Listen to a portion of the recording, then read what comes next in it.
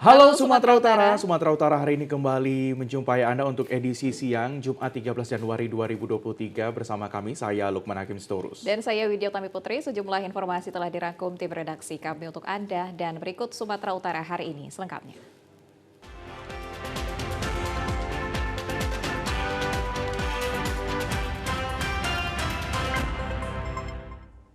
Saudara, dampak dari tingginya harga pupuk non-organik dan non-subsidi di pasaran membuat sejumlah petani cabai di Dusun 10 Desa Hite Toras, Kecamatan Merbau, Kabupaten Labuan Batu Utara terancam gagal panen.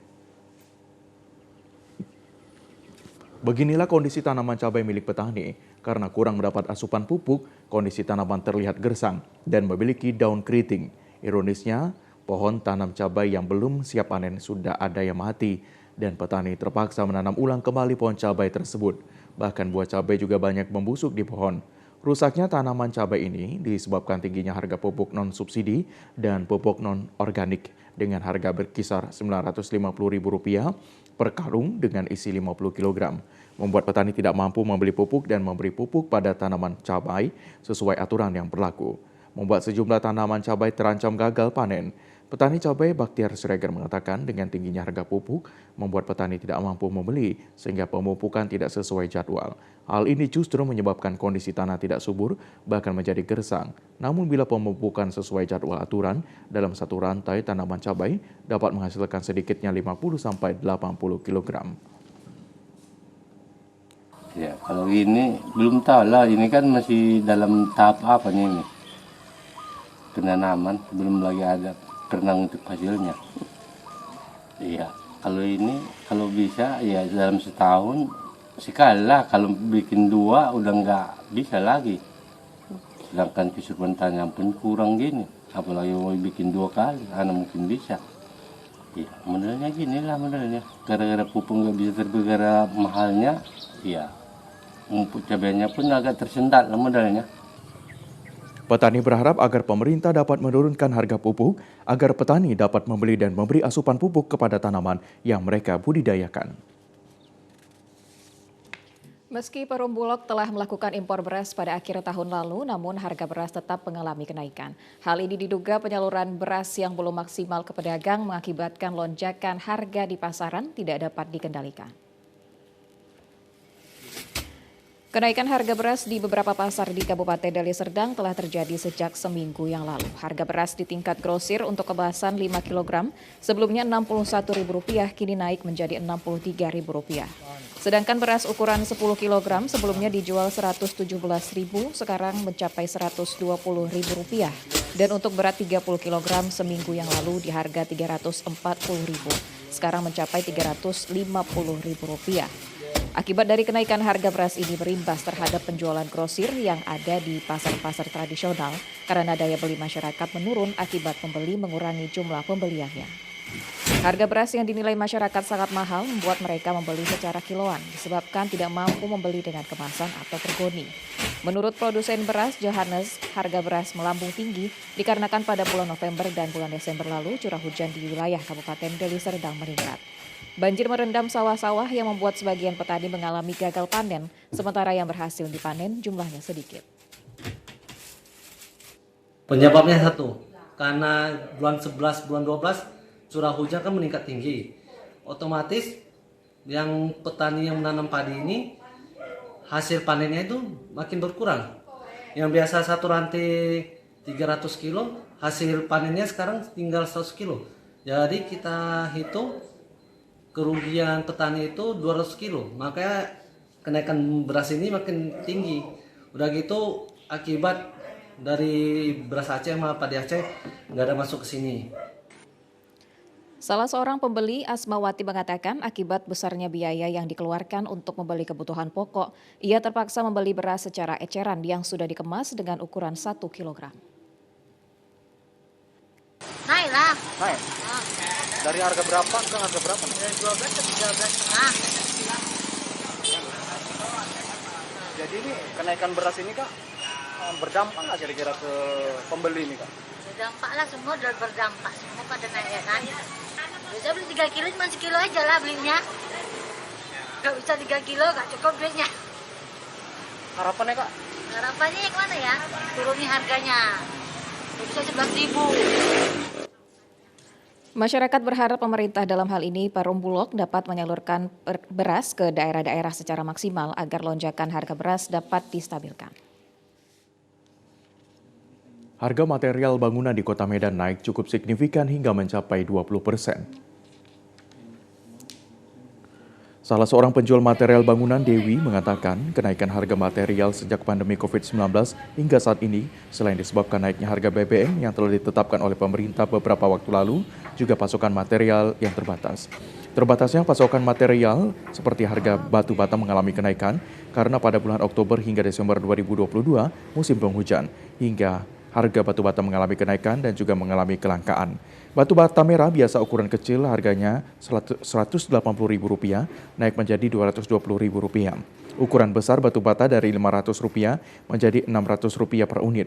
Selain itu, naiknya material bangunan lainnya hingga mencapai 20%, seperti harga pasir biasanya Rp1.559.000 per dump truck naik menjadi Rp2 juta. Jenis batu-batuan juga mengalami kenaikan seperti batu split 1 pickup dari harga Rp265.000 naik menjadi Rp320.000. Untuk jenis batako semen ukuran besar Rp2.500 menjadi Rp3.000 per unit.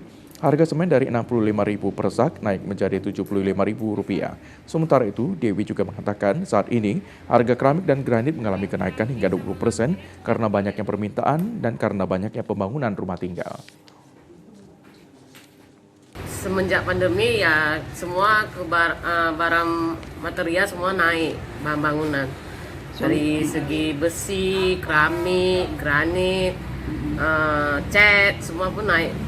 Semua lah, aksesoris pun naik juga sih. Kalau dari semen pun naik juga. Pengaruh ya itulah, semua transportasi minyak atau apapun semua pengaruh juga, sama semenjak ya habis pandemi ya pun pengaruh juga sih semuanya. Berapa persen Kak kenaikannya? Dari pandemi sampai sekarang ada 20%.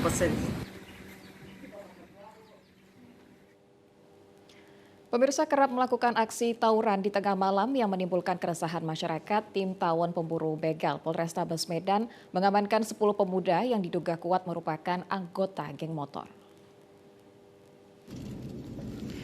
Inilah video amatir milik warga yang merekam saat sejumlah pemuda sedang melakukan aksi tawuran dan saling serang menggunakan batu di Jalan AH Nasution, Kota Medan, Sumatera Utara. Para pelaku yang merupakan sejumlah remaja ini kerap melakukan tawuran hingga menimbulkan keresahan masyarakat. Menerima laporan warga, tim Tawon Pemburu Begal Satreskrim Polrestabes Medan langsung mendatangi lokasi dan melakukan pengejaran terhadap para pelaku. Saat akan diamankan, petugas sempat terlibat aksi kejar-kejaran dengan para pelaku. Kasat Reskrim Polrestabes Medan Kompol Teguh Fatir Mustafa menuturkan 10 pemuda yang terlibat dalam anggota geng motor dan sejumlah barang bukti senjata tajam berhasil diamankan personil. Kini 10 kawanan geng motor yang masih berusia remaja telah ditetapkan sebagai tersangka atas kasus Undang-Undang Darurat dan Pengrusakan. Aksi tawuran kerap terjadi di wilayah hukum Polrestabes Medan dalam beberapa hari terakhir. Polisi pun akan terus mengintensifkan patroli malam guna mengantisipasi terjadinya tawuran maupun aksi pembegalan. Pemburu kejahatan jalanan yang dibentuk oleh Bapak Kapolrestabes Medan melakukan penindakan terhadap 10 gerombolan remaja bermotor yang selama ini cukup meresahkan masyarakat. Kegiatan ini dilaksanakan pada hari Minggu sekitar pukul 2 dini hari. Para pelaku ini ditangkap karena mereka melakukan kegiatan konvoi membawa senjata tajam. Dari pelaporan masyarakat yang resah terhadap perbuatan para pelaku ini, tim pemburu kejahatan jalanan melakukan penindakan. Pelaku diamankan di Jalan AH Nasution.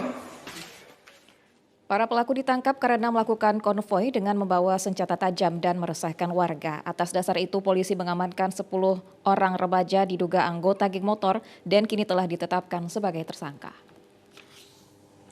Merasa tidak puas dengan pelayanan saat memperbaiki sepeda motor di salah satu bengkel yang ada di Kota Pematang Siantar, seorang pelanggan melakukan penganiayaan terhadap salah satu mekanik dan pemilik bengkel. Beginilah peristiwa penganiayaan yang terekam CCTV yang dilakukan pelanggan terhadap salah seorang mekanik dan pemilik bengkel yang terjadi di salah satu bengkel sepeda motor yang ada di Kota Pematang Siantar. Peristiwa penganiayaan ini sempat viral di media sosial dan pelaku penganiayaan ditangkap oleh pihak kepolisian Satreskrim Polres Pematang Siantar setelah adanya laporan keluarga korban ke pihak kepolisian. Kasat Reskrim Polres Pematang Siantar AKP Banuwara Manurung pada keterangan persnya mengatakan peristiwa penganiayaan ini terjadi setelah pelaku yang merupakan pelanggan merasa tidak puas dengan pelayanan yang diberikan oleh pihak bengkel, di mana sepeda motor milik pelaku terjatuh hingga pelaku tersulut emosi dan langsung melakukan penganiayaan terhadap mekanik dan pemilik bengkel yang mengakibatkan keduanya mengalami luka serius di bagian kepala dan wajah. Untuk pelaku penganiayaan dipersangkakan melakukan penganiayaan sesuai dengan pasal persangkaan pasal 351 ayat 1 dan ayat 2. Ancaman hukumannya 2 tahun 8 bulan. Kepada pelaku penganiayaan dikenakan pasal 351 ayat 1 dan ayat 2 dengan ancaman hukuman 2 tahun 8 bulan penjara. Informasi menarik lainnya masih akan kami hadirkan usai jeda berikut. Tetaplah bersama kami di Sumatera Utara hari ini siang.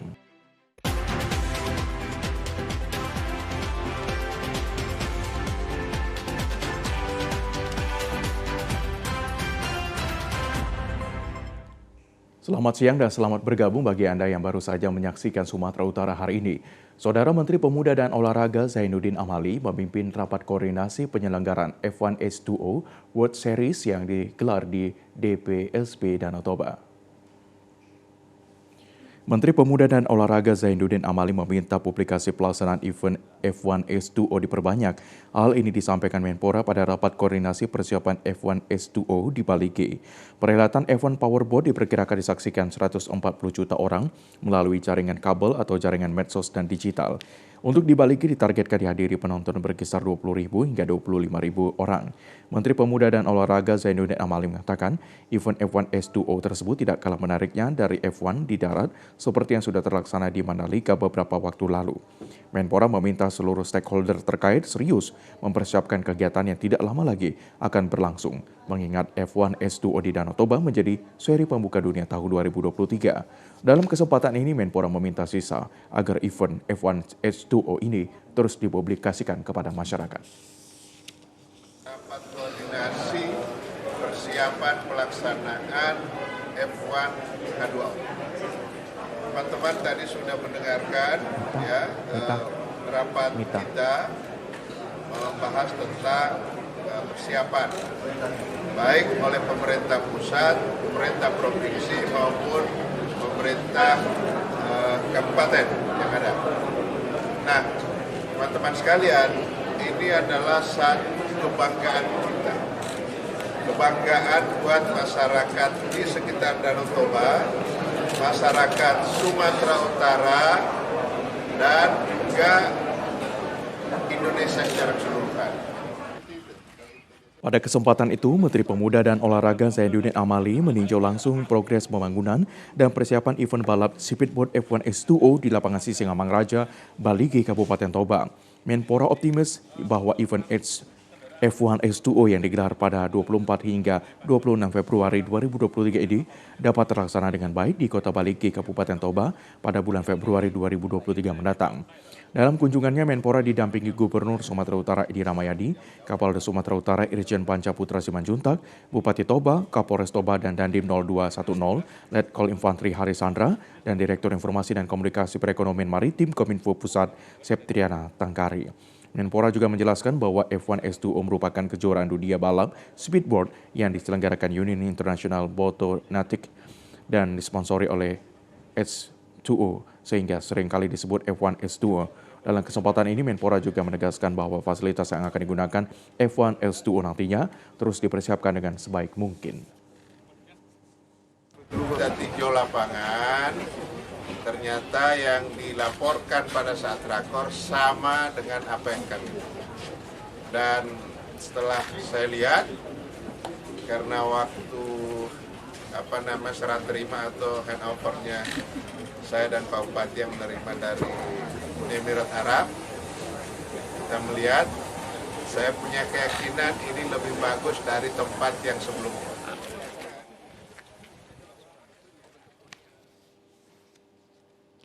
Pemerintah mengharapkan event F1 H2O dapat dipublikasikan dengan baik oleh insan pers, baik secara nasional maupun internasional, sehingga perlu adanya media center untuk publikasi untuk para awak media. Direktur Informasi dan Komunikasi Perekonomian Maritim Septriana Tangkari ketika mendampingi Menpora meninjau area balap speedboat F1 H2O dan media center di Pelabuhan Mulia Raja Balige, Kabupaten Toba mengatakan fasilitas media center nantinya akan menunjang kinerja awak media dalam melakukan liputan balap speedboat F1 H2O. Dalam kesempatan ini, Septriana melakukan koordinasi dengan Injerni penyelenggara event, Polda Sumut dan Dinas Perhubungan Provinsi Sumatera Utara demi memastikan fasilitas gedung dan koneksi internet. Septriana juga berharap dengan adanya fasilitas media center tersebut, nantinya insan pers akan dapat mempublikasikan kegiatan balap speedboat F1 H2O dengan baik yang dapat memberikan edukasi kepada masyarakat luas. Peran pers dalam mensosialisasikan event F1 H2O ini lewat publikasi sangatlah dibutuhkan agar seluruh dunia dapat mengetahui event tersebut. Melalui event balap speedboat F1 H2O ini diharapkan selain dapat mendatangkan wisatawan, juga dapat memajukan perekonomian masyarakat Indonesia, khususnya Kabupaten Toba. Baik, kita bisa melihat bahwa F2H2O ini adalah suatu program pertama di Indonesia. Jadi Kementerian Komunikasi dan Informatika sebagai pengampu daripada untuk sosialisasi dan promosi ini melaksanakan suatu program yang nanti malam pun kita akan minta kepada Pak Menteri Kominfo, Menteri Komunikasi dan Informatika, Bapak Joni Plate, dan Pak Luhut, Pak Binsan Panjaitan, Pak Menko untuk bisa menyuarakan program H2O ini, Powerboat ini untuk bisa disampaikan kepada seluruh masyarakat Indonesia. Karena kita berharap ini adalah suatu program yang bisa membawa pariwisata Indonesia menjadi jenjang dunia. Melakukan kunjungan silaturahmi ke Pondok Pesantren Jabal Nur, Pangdam 1 Bukit Barisan Majen TNI Ahmad Daniel Kardin menyampaikan pesan bahwa banyak hal dapat dibangun dengan menjalin silaturahmi. Dengan silaturahmi terjalin persatuan dan kesatuan serta saling berkontribusi dalam pembangunan. Kehadiran Pangdam 1 Bukit Barisan Majen TNI Ahmad Daniel Kardin di Pondok Pesantren Tahfidz Quran Jabal Nur, Jalan Semen Cirim Sunggal disambut pengasuh Pondok Pesantren Kiai Haji Zulfikar Hajar dan sejumlah pemimpin pesantren. Ahmad Daniel Kardin mengungkapkan setelah dirinya menjabat sebagai Pangdam 1 Bukit Barisan selama 10 bulan, baru kali ini berkesempatan melaksanakan silaturahmi ke Pondok Pesantren Jabal Nur. Banyak hal dapat dibangun dengan menjalin silaturahmi, baik itu dengan sesama umat dan persaudaraan anak bangsa. Dengan silaturahmi terjalin persatuan dan kesatuan serta saling berkontribusi, di mana Kodam bisa melaksanakan tugas dengan baik, sementara pesantren memiliki andil dalam dunia pendidikan, melahirkan santri-santri sebagai kader generasi muda bangsa.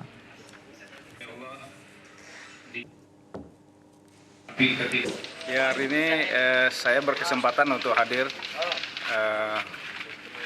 bersilaturahim ke Pondok Pesantren Jabal Nur, karena setelah saya sudah tugas hampir 10 bulan, ya baru kali ini punya kesempatan, dan ini juga kesempatannya di waktu asar menjelang maghrib. Ya, kita berharap dengan silaturahim yang kita bangun, kita bisa saling berkontribusi. Jadi Kodam kita bisa melaksanakan tugas dengan baik, kemudian tentunya Pondok Pesantren juga memberikan andil dalam pendidikan, khususnya kepada santri-santri kita dalam pembinaan ataupun pendidikan yang bernuansa keislaman. Sementara itu, pengasuh Pondok Pesantren Tahfidz Quran Jabal Nur Al-Ustadz Zulfikar Hajar menyampaikan telah lama menantikan kunjungan silaturahmi Pangdam 1 Bukit Barisan ke pesantren asuhannya. Zulfikar menyatakan rasa bahagia karena terjalin persatuan antara ulama dan umaro, karena bila bersatu, dua golongan ini akan baiklah sebuah negara. Saya merasa gembira pada hari ini, tanggal 12 Januari. Saya sangat gembira antara umara dan ulama ini betul-betul menyatu dia. Simfani minan nas, ada dua golongan dari manusia. Insaluha saluha biladu. Kalau yang dua ini baik, akan baiklah negaranya. Wa in fasada biladu. Kalau tak baik, yang dua ini tak baik negaranya. Allah, tahukah kalian kata Rasul, al ulama wal umara. Ulama dan umara. Maka untuk itu sudah terjadilah. Jelas beliau ini tadi paparannya penyampaian luar biasa membuat kami sangat gembira. Pada pertemuan silaturahmi ini juga disampaikan tausiah oleh Al-Ustadz Amhar Nasution, dilanjutkan sholat maghrib berjamaah dan melihat areal pesantren Tahfizul Quran Jabal Nur. Pemirsa, puluhan penderita kusta yang berada di Dusun Belidan, Desa Simpang 4, Kecamatan Seirampah, turun ke Jalinsum Seirampah untuk meminta bantuan kepada pengguna jalan. Aksi meminta bantuan yang dilakukan puluhan penderita kusta yang berada di Dusun Belidan di Jalinsum Seirampah membuat puluhan personel TNI dan Polri kewalahan untuk menertibkannya karena tidak ada koordinasi sebelumnya. Salah seorang penderita kusta, Amri Daulay, mengatakan aksi turun ke jalan dilakukan karena mereka sudah tidak mempunyai biaya lagi untuk memenuhi kebutuhan hidup sehari-hari. Menurut para penderita kusta, bantuan sembako yang seharusnya disalurkan kepada pasien penderita kusta sampai saat ini tidak kunjung disalurkan oleh Dinas Sosial Sumatera Utara. Untuk itu bersama dengan pasien lainnya, mereka terpaksa turun ke jalan lintas untuk meminta-minta. Para penderita kusta meminta pihak yang berwenang untuk segera merespon keluhan mereka dengan memberikan bantuan seperti yang pernah mereka terima sebelumnya. Sementara itu, pihak Dinas Sosial Provinsi Sumatera Utara belum dapat dikonfirmasi atas keluhan puluhan penderita kusta yang tidak mendapat bantuan tersebut. 2 ekor monyet liar di kawasan pesisir Belawan masuk ke pemukiman warga. Monyet dewasa yang tertinggal kawanannya diduga tempat tinggal dan berkembang biak makhluk hidup yang berada pada hutan bakau telah rusak. Dalam video amatir terlihat monyet liar dewasa yang masuk ke pemukiman meneror warga di kawasan Jalan Ileng, Kelurahan Rengas, Pulau Kecamatan Medan Marelan. 2 ekor monyet dewasa yang masuk ke pemukiman berada di atas seng rumah dan turun ke jalan membuat warga resah dan melakukan aktivitas. Monyet dewasa yang tertinggal kawanannya diduga tempat tinggal dan berkembang biaknya makhluk hidup yang berada pada hutan bakau berada di pesisir Belawan telah rusak membuat kawanan monyet liar terus berpindah tempat. Kepala Lingkungan 30 Kelurahan Rengas Pulau Ridwan mengatakan meski belum ada warga yang tergigit oleh monyet liar yang masuk ke pemukiman dan telah meresahkan warga ini. Jadi dalam seminggu belakangan ini terima laporan dari warga ada beberapa ekor monyet yang berkeliaran ke pemukiman warga dan kelihatan monyetnya sangat liar dan mungkin membahayakan. Untuk yang monyet yang saat ini berkeliaran sepertinya belum ada korban, belum ada laporan.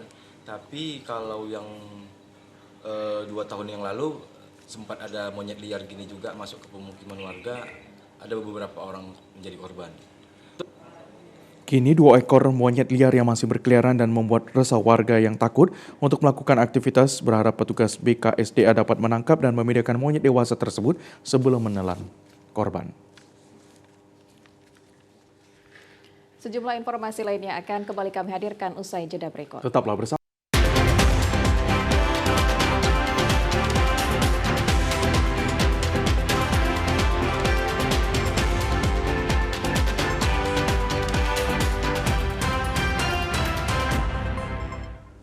Guna menekan kerugian konsumen di tengah meningkatnya harga bahan bakar minyak, petugas dari Dinas Perindustrian Perdagangan dan Pasar melakukan tera ulang mesin pengisian bahan bakar minyak di sejumlah stasiun pengisian bahan bakar umum di Mandailing, Natal.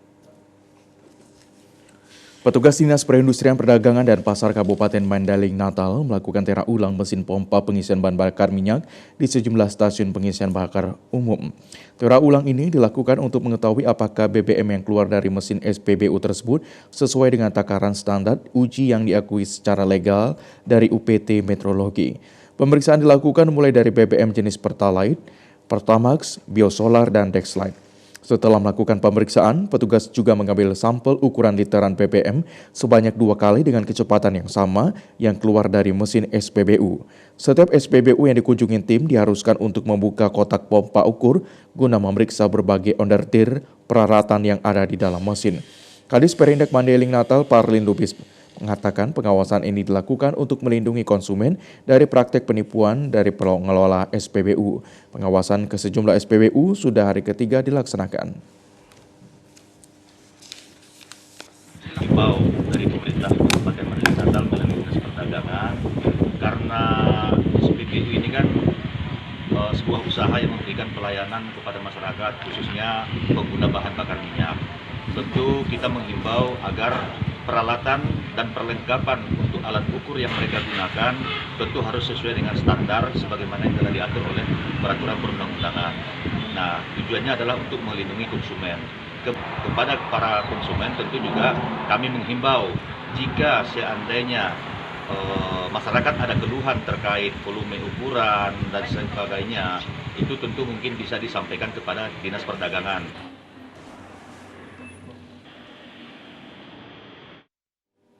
Menjelang perayaan Hari Raya Imlek 2023, sejumlah vihara di Medan, Sumatera Utara mulai melakukan pembersihan. Seperti Vihara Satya Budaya Visudi Marga yang melakukan pembersihan patung Buddha berukuran raksasa. Petugas vihara melakukan pembersihan patung Buddha berukuran raksasa di Jalan Pabrik Tenun, Medan, Sumatera Utara kemarin. Hal ini dilakukan sebagai persiapan menjelang Hari Raya Imlek tahun 2023 yang jatuh pada tanggal 22 Januari mendatang. Di mana bersih-bersih ini merupakan tradisi pada setiap tahunnya sebelum perayaan Imlek. Petugas vihara melakukan bersih-bersih pada areal sembahyang dan patung-patung yang berada di setiap altar vihara. Patung-patung dewa yang dibersihkan dari berukuran kecil hingga ukuran raksasa dengan ketinggian lebih kurang 7 meter. Dari total patung yang ada di vihara tersebut, ada sebanyak 80 patung dewa.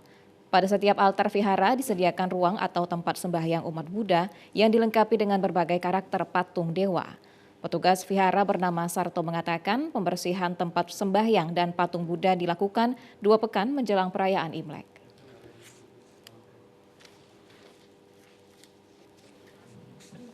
Jadi kita membersihkan yang pertama adalah altar utama, habis itu tadi ada Dewa Rezeki, habis itu tadi ada Cicangwang, ada Josofo.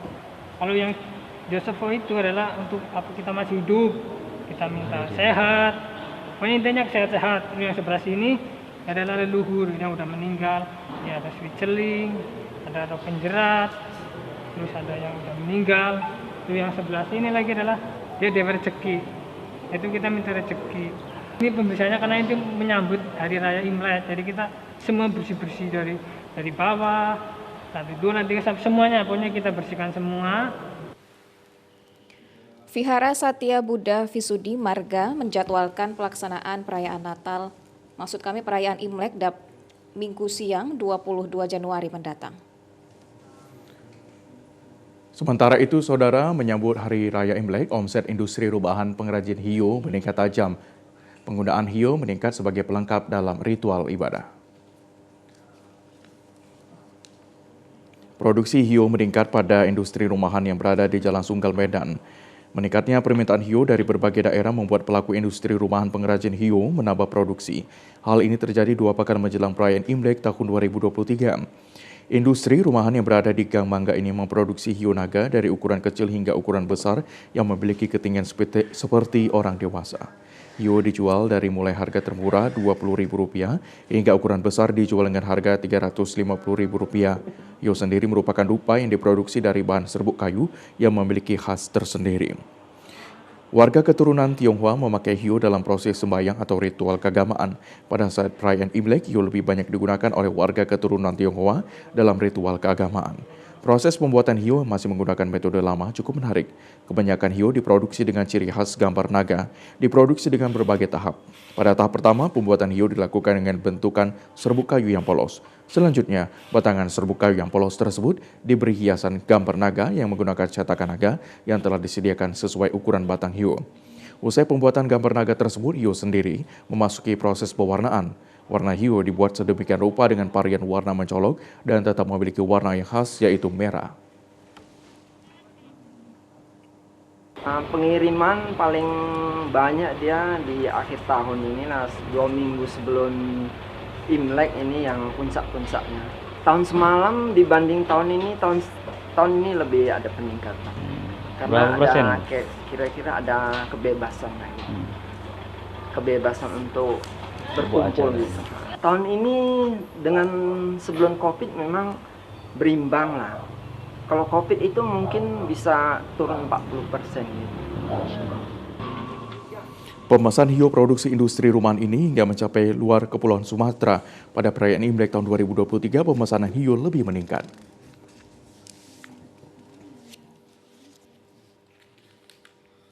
Pemerintah Kabupaten Toba bersama Bank Sampah Tarhilala mengajak seluruh warga Toba untuk giat memilih sampah agar memiliki nilai ekonomis yang dapat menambah penghasilan keluarga.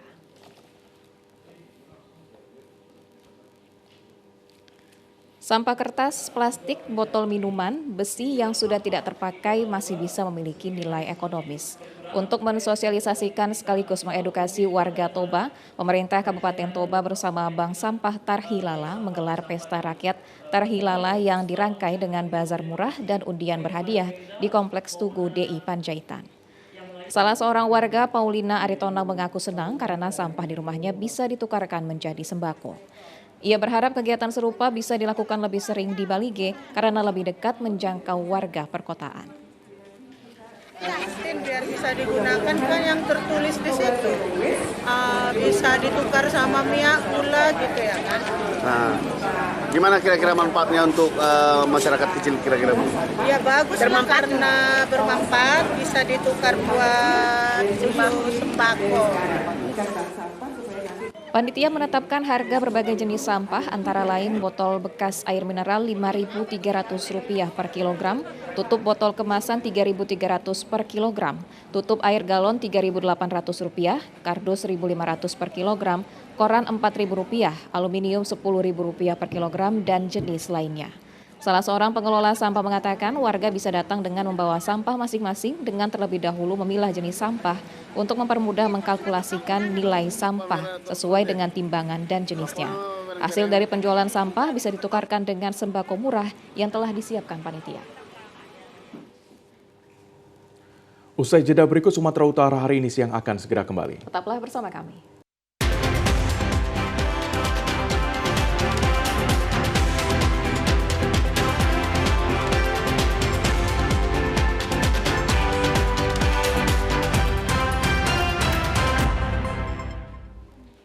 Pemirsa, kebersihan lingkungan pada setiap daerah tentu memiliki poin dan standar yang berbeda-beda. Agar lingkungan bisa terus terjaga dengan baik, setidaknya warga harus ikut berperan dalam menjaga lingkungan yang dimulai dari lingkungan rumah tinggal. Penghijauan merupakan salah satu cara menjaga lingkungan agar lingkungan menjadi asri dan sehat tanpa adanya pencemaran. Kehadiran tanaman hijau akan memberikan perlindungan. Sebagai upaya menjaga lingkungan hidup agar tetap asri, warga yang berada di lingkungan kawasan Tegal Sari, Kecamatan Medan Area, bersama kepala lingkungan dan lurahnya bersinergi menjadikan kawasan ini menjadi kawasan yang ramah akan lingkungan dan syarat akan keindahan. Dengan cara memperindah kawasan lingkungan tempat mereka bermukim dengan penghijauan. Salah satunya dengan budidaya hidroponik serta menanam tanaman apotek hidup atau tanaman obat keluarga lainnya. Di bawah bimbingan lurah dan camat bersama warga setempat, kegiatan ini sebagai salah satu upaya dalam menjaga kawasan tempat tinggal mereka menjadi asri dan indah. Kepala Lingkungan 3 Tegal Sari, Kecamatan Medan Area, Abdul Qadir mengatakan, selain menjaga keindahan lingkungan dengan tanaman hidroponik dan apotek hidup, upaya memperindah lingkungan salah satunya dengan membuat ganggang swafoto bersama warga setempat, pihaknya menyulap tembok dengan seni lukis mural. Lukisan mural membuat tembok yang awalnya terlihat polos kini berubah penuh dengan cat warna-warni. Tujuan membuat mural ini untuk memperindah lingkungan dan memberikan sarana dan mengapresiasi karya anak muda, khususnya bidang seni mural, sehingga menjadikan dinding di lingkungan warga menjadi lebih hidup. Tujuannya itu salah satunya satu untuk keindahan, yang kedua saya melihat potensi wilayah itu. Apalagi sekarang ini macam dari program Pak Bobi, itu dia lebih menekankan kepada kebersihan lingkungan. Makanya inisiatif saya gimana supaya lingkungan itu bersih, nampak indah, itulah kita cat, kita berikan warna-warni dan kita bentuk dalam gambar-gambar supaya indah pemandangan itu tadi. Pemerintah membentuk kelompok-kelompok dan mereka nanti kan mendatangkan semacam tutor-tutor gimana caranya untuk menata lingkungan, gimana cara berbuat semacam menanam tanaman, memanfaatkan lahan-lahan yang bisa dimanfaatkan agar jangan terjadi seperti lalang-lalang yang menimbulkan hal-hal yang tidak diingini seperti penyakit atau apa gitu. Kegiatan pembenahan kawasan lewat penghijauan dan seni mural di lingkungan ini dapat memberikan motivasi dalam kepedulian kepada warga serta masyarakat yang melewati kawasan ini. Abdul Qadir berharap semoga dengan kolaborasi ini ke depannya dapat mewujudkan lingkungan wilayah yang bersih dan menyemangati warganya dan tercipta kebahagiaan. Informasi tadi mengakhiri jumpa kita di Sumatera Utara hari ini siang. Mewakili kerabat kerja yang bertugas, saya Lukman Hakim Sitorus. Dan saya Widya Utami Putri pamit undur diri dari hadapan Anda. Terima kasih, selamat siang. Sampai jumpa.